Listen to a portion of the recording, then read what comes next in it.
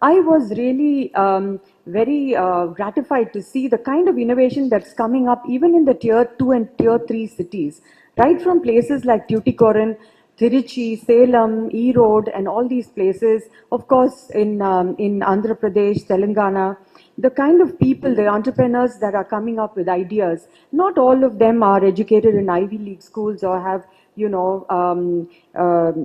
big family backgrounds, inherited family businesses. No, they are small town thinkers, thinkers with ideas. And the environment today and the infrastructure that the Indian economy provides, with all the FDI that's coming in and the opening up of all these sectors for FDI, I think the time is really a fantastic time to invest in India and for us to produce in India and to become totally global Indian brands.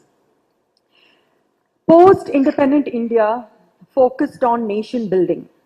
We had the focus in education to build engineers, to build scientists, to build doctors. We needed that at that time for India. 70 years plus post-independence, India is on the verge of another era of development.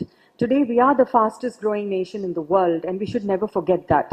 By the year 2020, we will be the youngest population on the planet. And therefore, what are we going to be doing now to absorb this youthful energy that our country has? And also, what is it we are going to produce for this community of young people?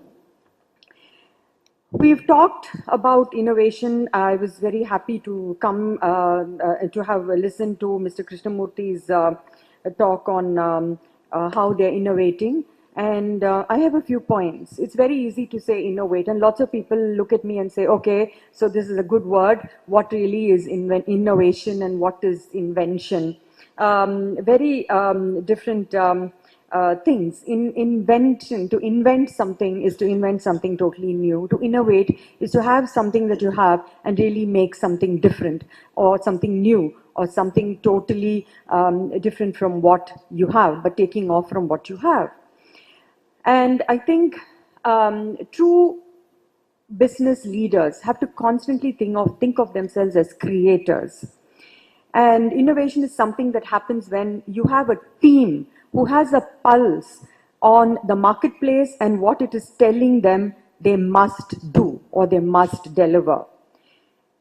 Many companies and people will lay claim to knowing about the innovations that are taking place in markets throughout the world, but few will actually take the required actions, make the right investments in people and resources to bring innovative ideas to full bloom. And people are also very scared. People are scared of failure. People are afraid that the investments put in may not reap the results. People are afraid of the marketplace. But we have to think of ourselves as corporate leaders who are really passionate explorers in pursuit of endless possibilities. And we have to have the courage. I mean, look at Elon Musk.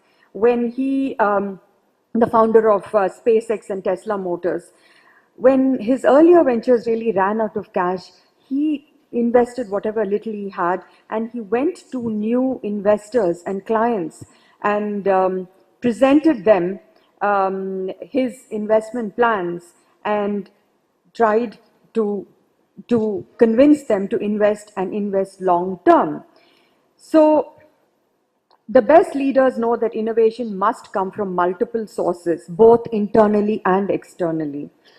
When people and their different points of view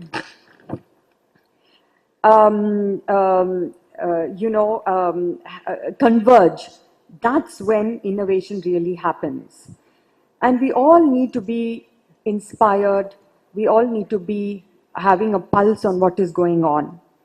And the other thing is to trust people in the organization, and to collaborate and to communicate, and as corporate leaders to really set the tone and convince people of your vision, and to say that, listen, hey, we can do it, we've got to do it, we've got to innovate.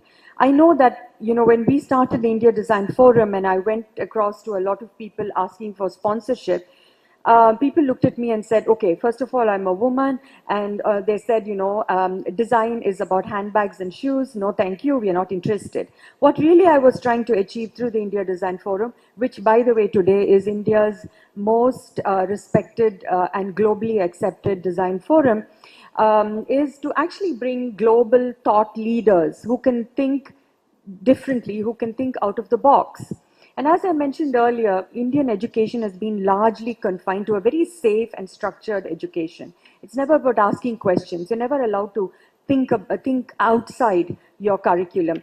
And it's going to take a long time. It's going to take a generation for us to come to what the American kind of thinking is. Because in America, you're taught not to be afraid of failure. If you fail a couple of times, it's fine. In fact, no one who's made it really in the world of big business and has achieved something or has been a genius has not had a history of a few failures.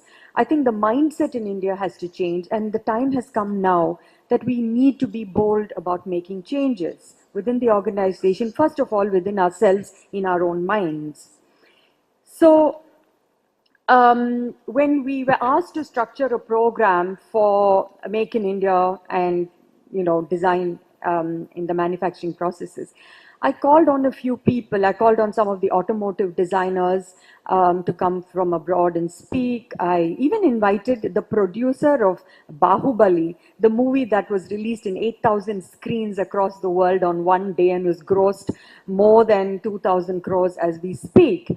And when people looked at me, why are you calling the producer of a film? I mean, this film happened now. The first one happened last year. So I called him to speak because it's the first time that in India, Indian cinema, a film has been made completely on a digital platform and not physically shot. And using budgets that were much smaller than Hollywood budgets. And the kind of innovation that went into creating that film.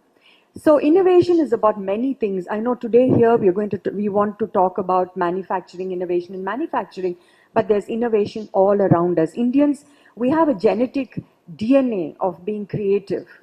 And somewhere, the last 70 years, we were in the Indian mind didn't think of innovation. We thought of security for our nation, security for ourselves. I think the time now has come to expand horizons, expand our own minds. So, I believe in being a courageous change agent. I think all of us have to think of ourselves as change agents. For teams to innovate, leaders must challenge each team member to think more critically and see through a lens of continuous improvement. Looking through this lens requires the mindset of a courageous leader and enabler. One who takes charge and embraces the role of a change agent in support of constructive disruption that ultimately makes things operate better and improves performance. All of you are aware of disruptive businesses. Today, disruptive businesses world over are the ones that are the largest and most productive and the most profitable businesses. For instance, Uber, Airbnb, and these businesses are not businesses that are built with brick and stone, mortar, unions, machines, and so on. These are brilliant ideas emanating from minds that have thought or had the courage to think of what the world wants. Please understand, we cannot enforce what we produce on a world that doesn't need it or has an abundance of it. We have to produce what the world wants. And that person or that company that actually has that, has the first mover advantage, has a brilliant advantage. And these are really disruptive businesses. Think hard about these disruptive businesses because they have changed the way we live. They've made life easier. They've made life less expensive. They are for the mass. They're not exclusive. They're inclusive. And I mean, of course, Steve Jobs was that one person who changed everything in the world of how we use computers. So I think if we don't change, we will face the danger of extinction. It's as grave as that. A lot of times people tell me that they're safe in their own businesses. I mean, everybody wants to play safe.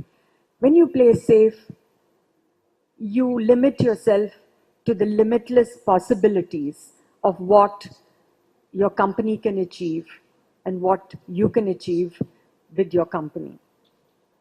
The, to find the perfect combination of people on a team, leaders must often course correct along the way. Very often, I find that we all have to stop and think. It's not often the same skill sets that you can have forever and ever in your organization that can take you and move you forward. What you did when you started out to what you will have to do when you come to a certain size is a very different thing, and that's what I mean by course correction. You need different mindsets, you need different skill sets, you need different ideas, and never stop to course correct along your way of innovation. I always have believed that every leader must ask themselves these three questions. What must I keep doing? What must I stop doing? And what must I start doing? Simple questions that we don't ask ourselves often enough and must hold ourselves accountable to answer. So, as you know, Steve Jobs famously noted that innovation is the difference between a leader and a follower. And as we have all learned from Jobs, innovation done rightly has the power to change a workplace, an industry, a country, and the world.